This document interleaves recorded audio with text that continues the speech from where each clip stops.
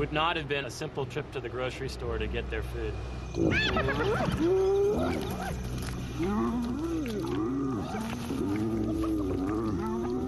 Very near to this site, there's a carnivore den that we've excavated that has some extremely large lion teeth in it. So by consequence, the hyenas that gathered that lion must have been pretty large size too.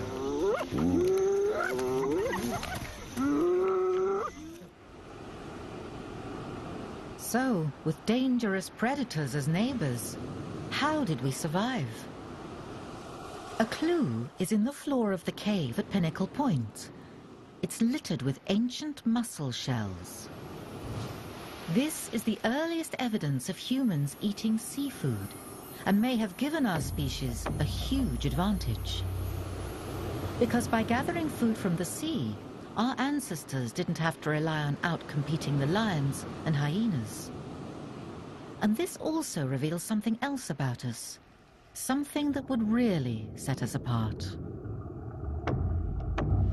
Most of the shellfish that they're collecting, you really have to be able to pay attention to tides, and you have to plan your visits down to the ocean. It's not usually the case where you can just walk down and collect something off the rocks. You have to pay very careful attention to both spring and neap tides in order not to be swept away. This ability to plan ahead gave our species an enormous head start. But there's another discovery at Pinnacle Point that makes the people who lived here seem even more like us. Ochre, a natural pigment often used for creating art. This piece has been deliberately marked or engraved. It may have been used to draw on the cave walls or for body painting.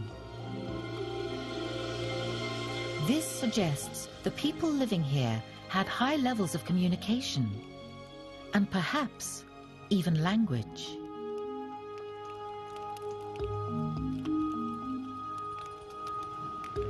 In the time period we're looking at, you see technology that's advanced enough and requires enough planning that the technology would need to be taught. And it's probably not something that could just be done visually. It would need to be done in words and expressed. So I think it's that transmission of knowledge from one generation to the next. I think we see evidence of that it really couldn't have happened without speech. Language allowed humans to organize their society in a way no other creature was capable of.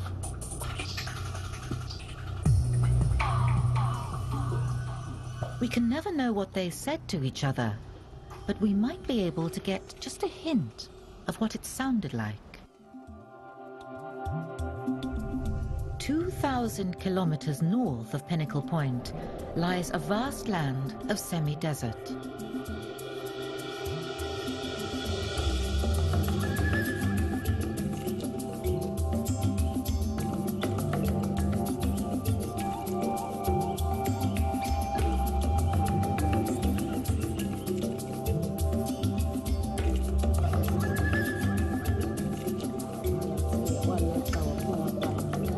Is the home of the San Bushmen of the Kalahari. And it's in them we might find a hint of the language of our forefathers.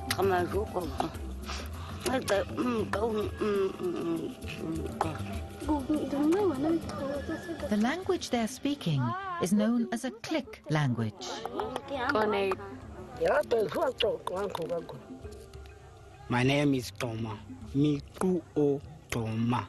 We have 4 clicks in our language. I mean, the first one is ka, ka, ka, ha, ha. And the second one is ka, ka, ka, ka. And the third one is ka, ka. And the fourth one is ka, ka, ka.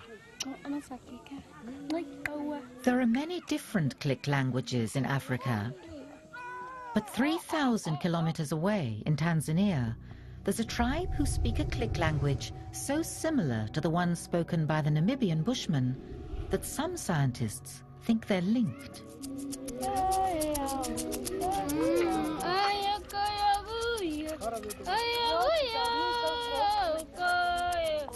This is intriguing, because these two groups of people may not have been in contact for over 100,000 years.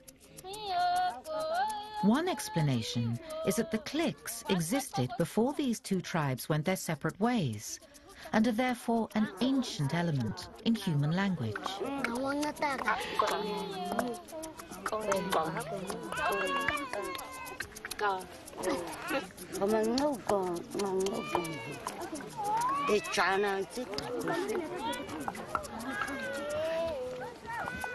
And it's possible that such a language may have given us a special advantage. When Bushmen hunt, they sometimes do something called devoicing. They stop using vowels and communicate only through their clicks. The idea is to make it hard for their prey to detect them.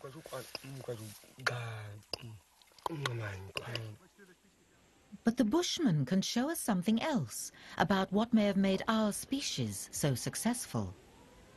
By looking at how they hunt, we can learn how our bodies enabled us to become supreme predators.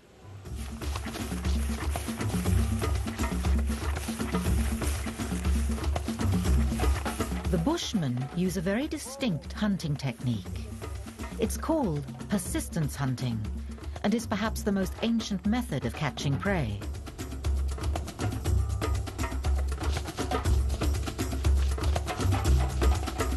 Their strategy is to track their target and then run it down until it collapses with exhaustion.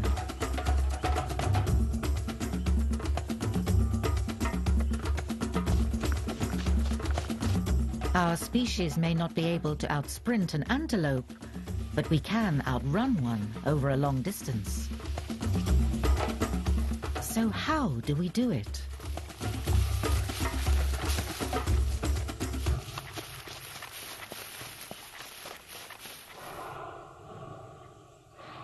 Our first advantage is that we have lost all our fur, and we sweat from glands all over our bodies, allowing us to cool down much more efficiently than most animals.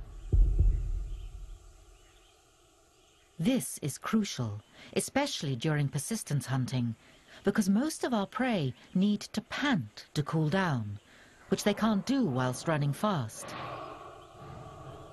So they are forced to stop, allowing the hunters to catch them.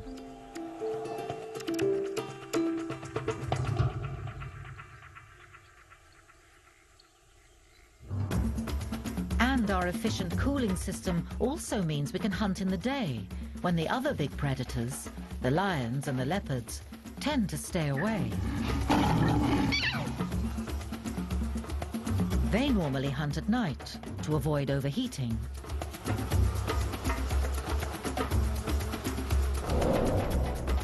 And it's not just our ability to keep cool that makes us so good at distance running. We have long legs for the size of our bodies. And we have evolved a brilliant system of springs in the leg and foot which store and release energy when we're running. And there's one muscle that's fundamental to our ability to run for a long time: the gluteus maximus, or buttocks. It's this muscle that helps stabilize our bodies when we're running. These physical adaptations, combined with our ability to communicate and our advanced technologies, give us a hint of what made our ancestors so successful. From East Africa to the Cape in the south. But if this is our homeland, when and how did we leave Africa?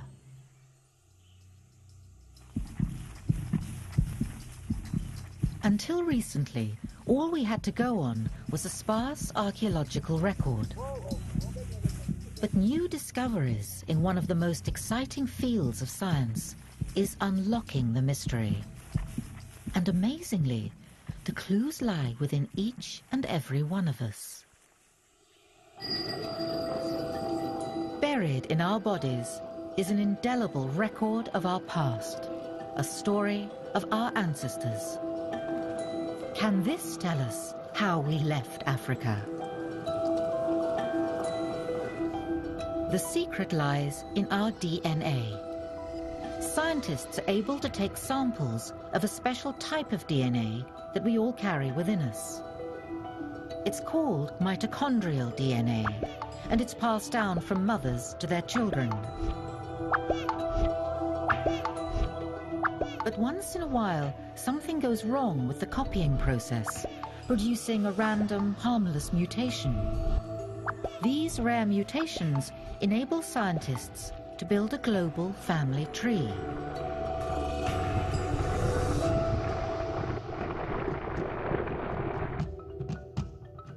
The tree is thickest at the bottom. This represents our roots in Africa, where our species first emerged. And the branches at the top of the tree represent the DNA found in people throughout the rest of the world. Every single person outside of Africa can be placed on these branches. And in Cape Town, South Africa, is a man who spends his life working with DNA. Africa's crucially important because, as you can see on this tree, the branches in Africa are the thickest and the densest. And the thickest part of the trunk is where you look for the origins of humanity. And that trunk and the root is right here in Africa. So the mother of all of humanity, a single African Eve, so to speak, is right here.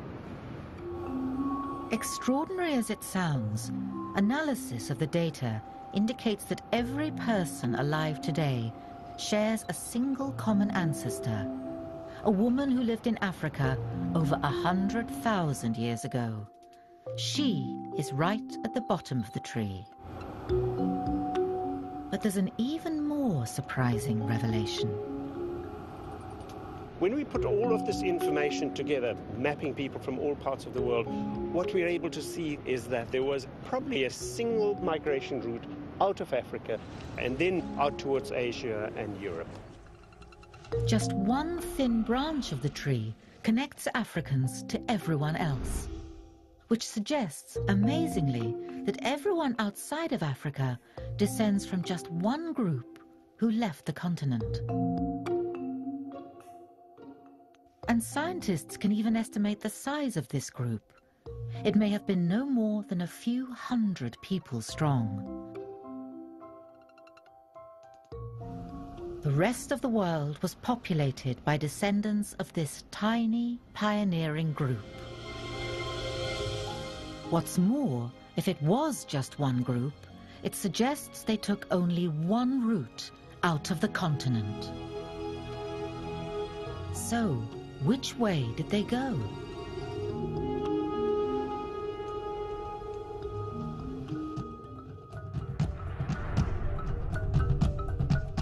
We can see from a map of Africa that there was no easy way out.